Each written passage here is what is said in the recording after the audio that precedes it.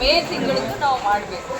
ನಮಗೆ ಪ್ರತಿ ತಿಂಗಳು ಫೈನಾನ್ಸ್ ಡಿಪಾರ್ಟ್ಮೆಂಟ್ನಿಂದ ಮುಂಚೆ ಒಂದೆರಡು ತಿಂಗಳು ಹೆಚ್ಚು ಕಡಿಮೆ ಆಯಿತು, ಇಲ್ಲ ಅಂತ ಇಲ್ಲ. ಬಟ್ ಈಗ ರೆಗ್ಯುಲರ್ ಆಗಿ ಫೈನಾನ್ಸ್ ಡಿಪಾರ್ಟ್ಮೆಂಟ್ನಿಂದ ನಮ್ಮ ಇಲಾಖೆಗೆ ಹಣ ಬಿಡುಗಡೆ ಆಗ್ತಾಯಿದೆ.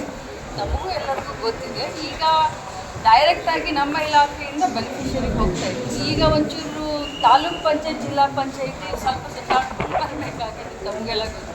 ಸೊ ಅದಕ್ಕೆ 1 ವೀಕ್ 2 ವೀಕ್ ಡಿಲೇ ಆಗಿರ್ಬೋದು ಅಷ್ಟೇ. ಬಟ್ ಗೃಹಲಕ್ಷ್ಮಿ ಅಕೌಂಟ್ಗೆ ಫೈನಾನ್ಸ್ ಡಿಪಾರ್ಟ್ಮೆಂಟ್ ದುಡ್ಡು ಕೊಡ್ತಾ ಇದೆ. ಮುಖ್ಯಮಂತ್ರಿ ಅವರಿಗೆ ಅದ್ರ ಬಗ್ಗೆ ಕಾಳಜಿ ಇದೆ. ಸೊ ಯಾವುದೇ ಕಂತನ ತಡೆಯುವಂಥ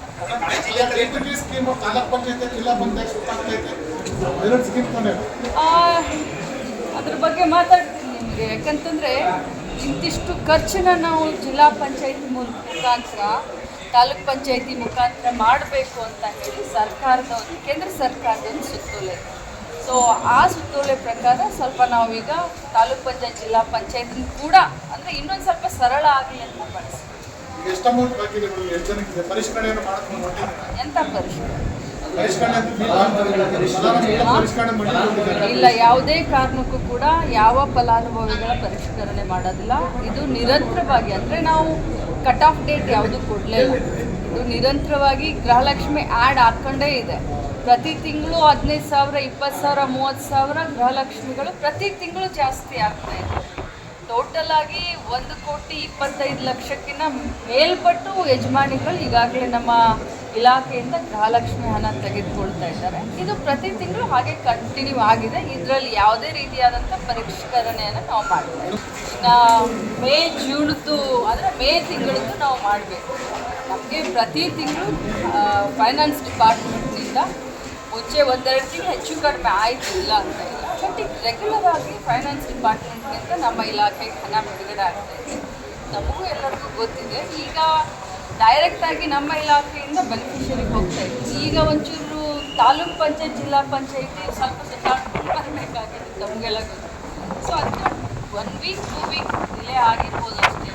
ಬಟ್ ಗೃಹಲಕ್ಷ್ಮಿ ಅಕೌಂಟ್ಗೆ ಫೈನಾನ್ಸ್ ಡಿಪಾರ್ಟ್ಮೆಂಟ್ ದುಡ್ಡು ಕೊಡ್ತಾ ಇದೆ. ಮುಖ್ಯಮಂತ್ರಿ ಅವರಿಗೆ ಅದ್ರ ಬಗ್ಗೆ ಕಾಳಜಿ ಇದೆ. ಸೊ ಯಾವುದೇ ಕಂತನ ತಡೆಯುವಂಥ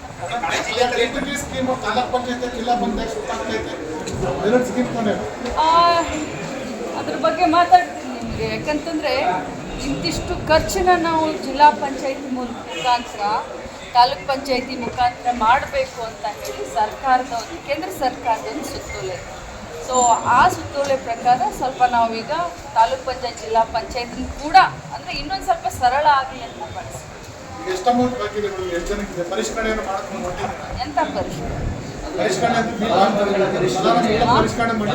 ಇಲ್ಲ, ಯಾವುದೇ ಕಾರಣಕ್ಕೂ ಕೂಡ ಯಾವ ಫಲಾನುಭವಿಗಳ ಪರಿಷ್ಕರಣೆ ಮಾಡೋದಿಲ್ಲ. ಇದು ನಿರಂತರವಾಗಿ, ಅಂದರೆ ನಾವು ಕಟ್ ಆಫ್ ಡೇಟ್ ಯಾವುದು ಕೊಡಲಿಲ್ಲ. ಇದು ನಿರಂತರವಾಗಿ ಗೃಹಲಕ್ಷ್ಮಿ ಆ್ಯಡ್ ಹಾಕ್ಕೊಂಡೇ ಇದೆ. ಪ್ರತಿ ತಿಂಗಳು 15,000, 20,000, 30,000 ಗೃಹಲಕ್ಷ್ಮಿಗಳು ಪ್ರತಿ ತಿಂಗಳು ಜಾಸ್ತಿ ಆಗ್ತಾ ಇದೆ. ಟೋಟಲ್ ಆಗಿ 1,25,00,000ಕ್ಕಿಂತ ಮೇಲ್ಪಟ್ಟು ಯಜಮಾನಿಗಳು ಈಗಾಗಲೇ ನಮ್ಮ ಇಲಾಖೆಯಿಂದ ಗೃಹಲಕ್ಷ್ಮಿ ಹಣ ತೆಗೆದುಕೊಳ್ತಾ ಇದ್ದಾರೆ. ಇದು ಪ್ರತಿ ತಿಂಗಳು ಹಾಗೆ ಕಂಟಿನ್ಯೂ ಆಗಿದೆ. ಇದರಲ್ಲಿ ಯಾವುದೇ ರೀತಿಯಾದಂಥ ಪರಿಷ್ಕರಣೆಯನ್ನು ನಾವು ಮಾಡ್ತಾ ಇದ್ದೀವಿ.